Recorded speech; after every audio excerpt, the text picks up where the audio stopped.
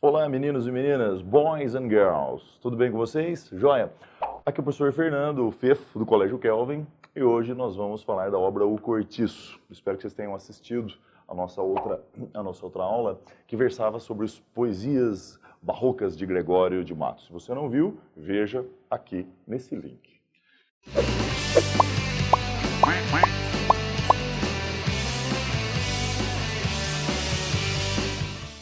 O livro O Cortiço, de Aloísio Azevedo, é a obra naturalista mais importante que nós temos na literatura brasileira. No final do século XIX, houve muitos livros naturalistas. Foi uma vertente do realismo de caráter mais científico, que focava a personagem numa abordagem absolutamente corporal, fisiológica, e que fez muito sucesso entre os leitores aqui do Brasil.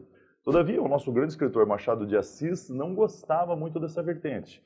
Em suas obras, ele preferiu uma abordagem muito mais psicológica, puxada para um realismo puro, digamos assim, e evitou usar as características do naturalismo, entre as quais a zoomorfização, a comparação das personagens com animais, a reificação ou coisificação dos personagens, a erotização de abordagem animalesca e selvagem.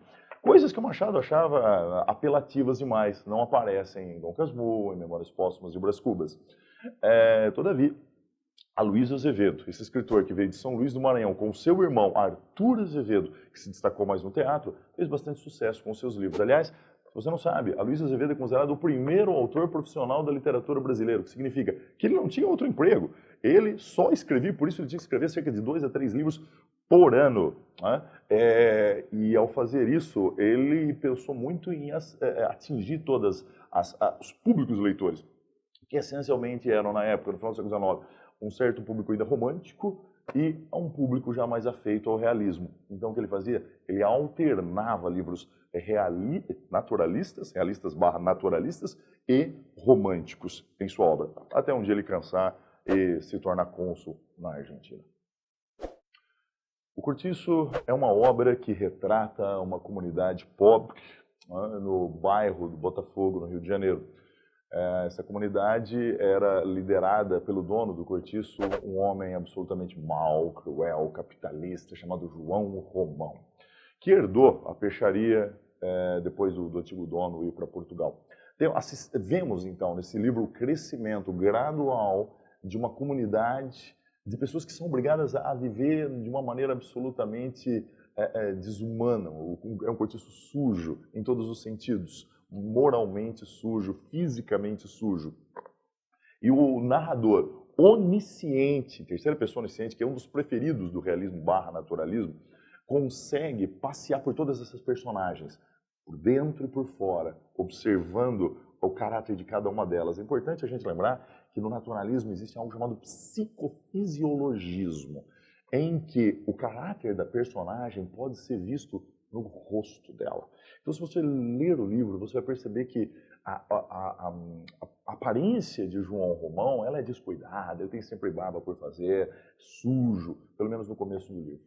Ele vai lentamente enriquecendo e se tornando um elemento típico da alta sociedade da época, um grande hipócrita.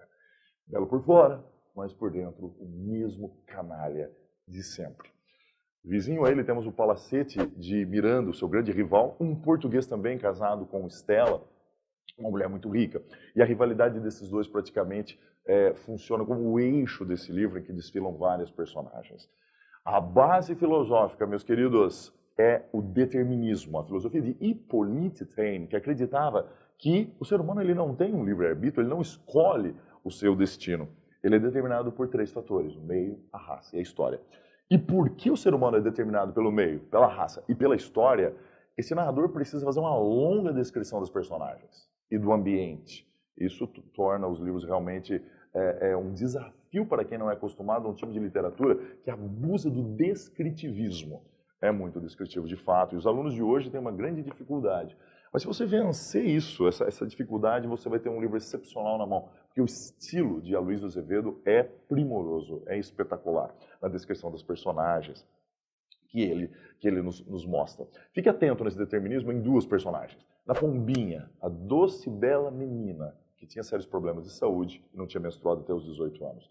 Ela era a única que sabia ler e escrever dentro desse cortiço.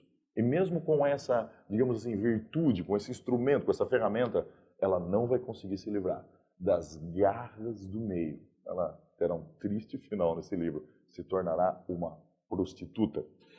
Fique esperto porque elementos como o lesbianismo e o homossexualismo são vistos como patologias no final do século XIX. Isso não escapa do olhar de Aloysio Azevedo.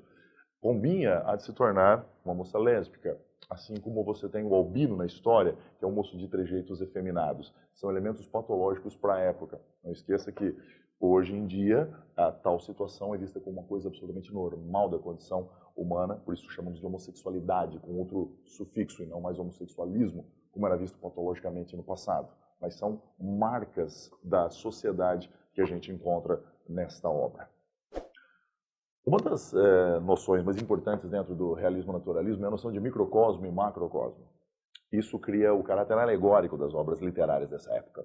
De modo que a Sala de Luiza, no Primo Basílio, representa toda a sociedade de Lisboa.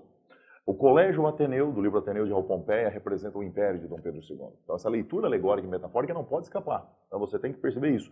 Numa primeira leitura, você está vendo uma comunidade pobre, miserável, sofrendo naquele ambiente pútrido, nojento, escatológico, guarde essa palavra, escatológico, podre, nojento, apodrecido.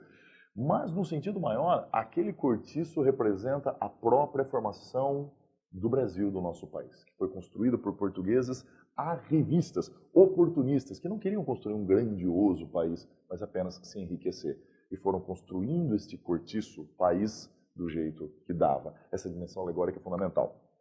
Nesse sentido, é valioso entender o incêndio que ocorre em certo momento no cortiço, que vai queimar e destruir completamente aquelas casas.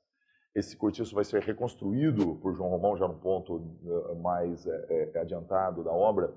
E quando ele reconstrói o cortiço, ele não constrói mais os casebres antigos. Ele o reconstrói imitando justamente o sobrado do seu rival. Constrói pequenos sobrados e cobra mais por isso. O povo que morava ali, as lavadeiras e os homens que trabalhavam na pedreira não podem pagar por isso e vão embora, se afastam. Quem se muda para ali são profissionais liberais, são artistas. Um processo que em geografia você conhece pelo nome de gentrificação. Repare como esse livro pode ser conectado a várias áreas dos conhecimentos humanos. Fiquem atentos a isso aí tudo. Tá? Pode ser muito, muito importante. Espero que vocês tenham gostado. Leiam o Cortiço. É muito importante ler essas obras. Tá? Não se limitem a resumos. Saboreiem. São livros difíceis, possuem uma linguagem mais complexa, mas não deixem de ler. Ler vai fazer muito bem a vocês. Vocês serão gratificados por uma obra de arte fundamental. Leiam-na. E não percam a nossa próxima aula, que versará sobre uma importantíssima construção literária de Machado de Assis. O terrível e difícil livro Quincas Borba. Até lá.